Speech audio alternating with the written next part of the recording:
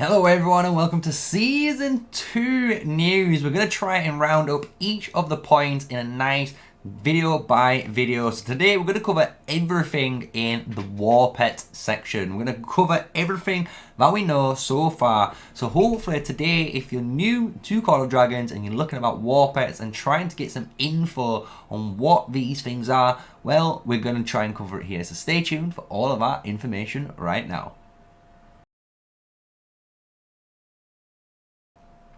Hello, smash a like, comment, and subscribe to the channel. My name is MrSneakyy, official Call of Dragons content creator. And yes, we're going to be going over the Warpets today, since there's been a load of information from the patch 1.018 full reveal video.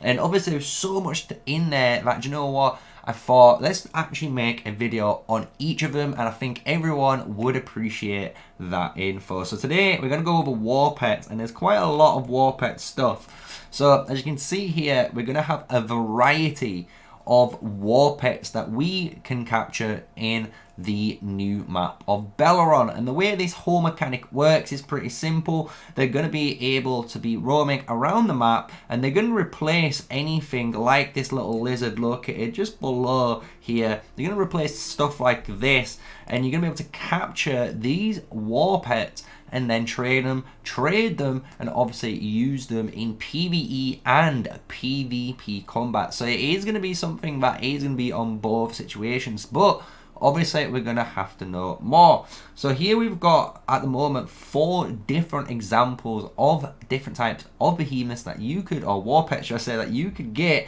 for your troops. But when we go into the next section on the Warpets here, we're going to be able to see the actual screen, and this screen is really good because there's a lot of information here that we're going to unpack step by step.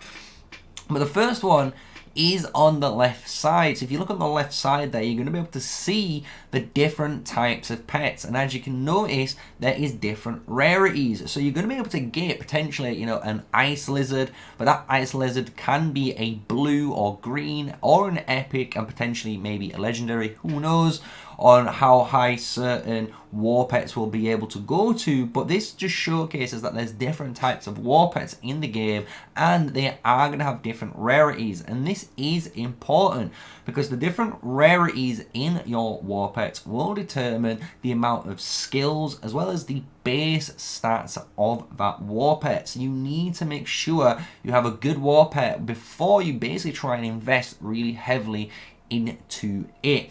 And when we go into the actual little points here, you're going to be able to see some really cool things. So if we bring up our little live draw, you're going to notice here the 3 major points on the screen, and obviously you don't get to see this in the video, but these are the base attributes as well as the, basically, if you can imagine an artifact, right? When you go on the artifact screen, you're going to have a little info, and that's what the top part is, where you see Lilia and then the little picture of almost like a forest zone. That is giving you a preview of what that actual pet will do. So each of the pets might have their own base skill on what they can do for you. So that's giving you a little bit of a, you know, tip on that. As well, you can see here in the summoning zone the amount of stamina, which is located just below that, you know, XP bar, which they still have, and you can see they go all the way to level 60 as well. So we have to see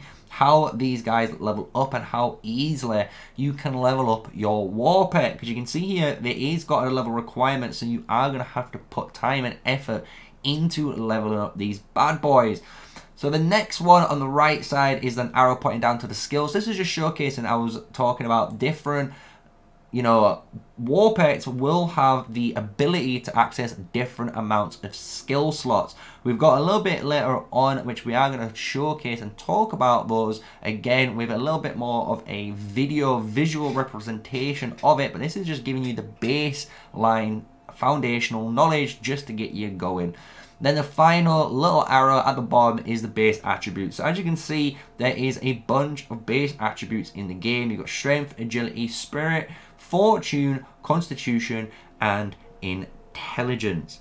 So what should be happening right about now is the fact that this whole Warpets area now is gonna start showcasing you the gameplay side. So when we are talking about upgrading these, how do you upgrade them? And it's pretty simple. You're gonna go to your pet sanctuary. It's a brand new building that you're gonna get access to build to, and when you go and access that area, basically all your pets are gonna be in there, but you're gonna be able to interact and train and choose what skills you are gonna be able to do. And on screen should be just a little quick showcase of a really quick loop of how that system works. And as you can see, you can upgrade your blue into potentially an epic, and then from an epic back down to a blue. It seems to be a random choice, but who knows, again, until we fully get into the game. But it looks like a very cool system, and it does, I'm not gonna lie, seem a little bit grindy, but I actually like to grind content. I think if you can grind content,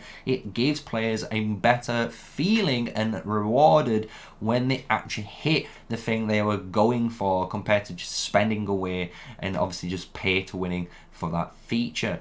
So the next area we're going to go into is the pet skills themselves, and because the pet skills is really cool, and as you can see now, going from that video is just a screenshot of it. So you've got these 6 base stats. You've got strength, agility, spirit, fortune, constitution, and intelligence. All of these can be different ranks. As you can see, we've got A tier, but this can go all the way up to S, meaning you can have anything from C, D tier on your Warpet,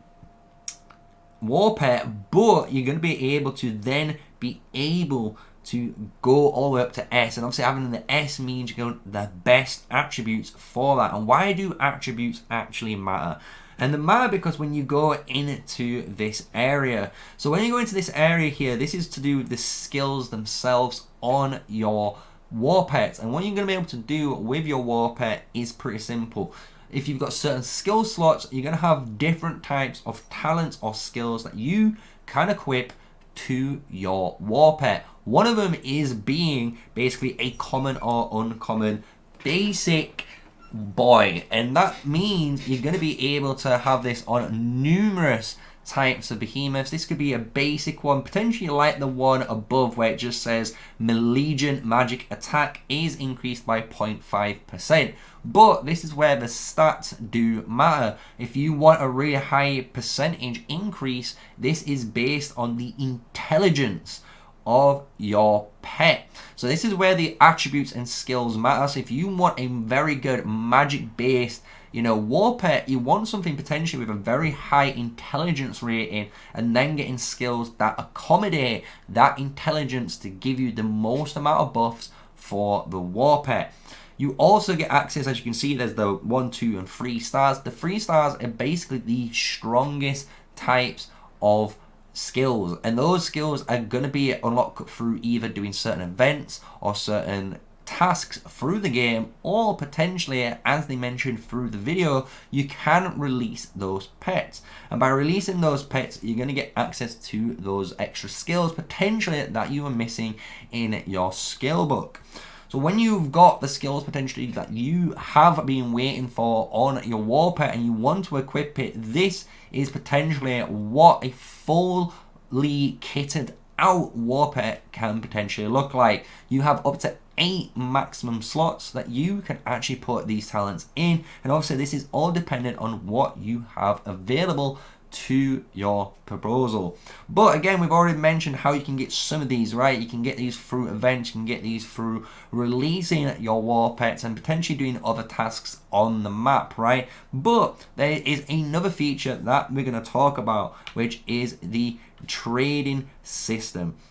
And the trading system is going to be something in the game that is going to potentially change the whole dynamic of the acquisition of skills. So let's go and take a little break, and I hope you've enjoyed it so far, and smash a like, comment, and subscribe. And we're going to go over and switch over to another screen, and we're going to showcase all of those potential trading system and how it will work in the game. And there we go, the trading system. How it looks so far, you got to remember this is in Korean, so we don't know exactly what potentially the question mark in the Korean text means, but I'm guessing that is your daily limit or potentially the information tab, just telling you to click there. But you can see here the orders and you can filter through certain things. You've got the buy and the sell section, and at the moment, when this launches, it will only be a beginning, like an AI shop. So this is going to be a merchant shop that you will get access to in the early game. But later on, when they are going to be implementing player-to-player trading, which could potentially either break the game or honestly make a really dynamic social structure, because other games like RuneScape, you know, World of Warcraft, loads of these games and Albion Online are all based on resource player management that us, the players, set. So it's really cool that these things can actually work if it's done correctly. But when we look in here, we can see some cool things, right? You can see the percentages on the bottom. This is basically showcasing how much, I believe, of this potentially Manic Might is in the shop, and it's showing you right now it's got a 1.39% increase in price compared to some of the others, right? So that's potentially what is that meaning. And we can also see, you know, you can potentially put anything up to sell. So it's going to be a very, very cool system, I believe, to round things off. And like I said, we've got all of the Warpets there at the end on why we want this. And the whole point of this season 2 looks like a new exploration, a different direction compared to Rise of Kingdoms. Because the thing is, and I know a lot of players might agree when I say this, is yes, this could be just another stat system. Yes, this could potentially be like armaments, or potentially like your formations or gear from Rise of Kingdoms. But the big difference, what I believe, from this is the fact that the gameplay is actually interactive. This is not just roll a chest, hopefully you hit what you want, and you know, you just go, right? This is an interactive mode where you're able to capture these things, grind and use your time to capture them, work on them, and hopefully bring them into the fight. So I honestly think Warpets is going to be honestly a really game-breaking thing. I'm very excited for it. Can't wait for season 2.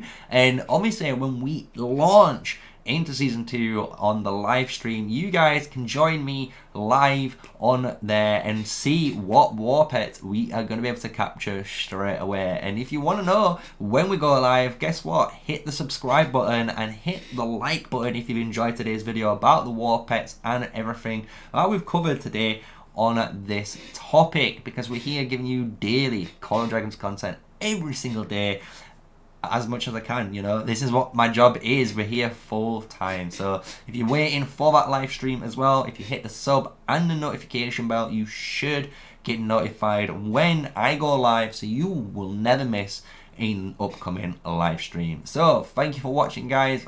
Hit the smash the subscribe button, the like, and comment below what you believe the Warpet system is going to be, and if you're looking forward to it or not, right? And with all that said, stay safe, stay sneaky, peace out.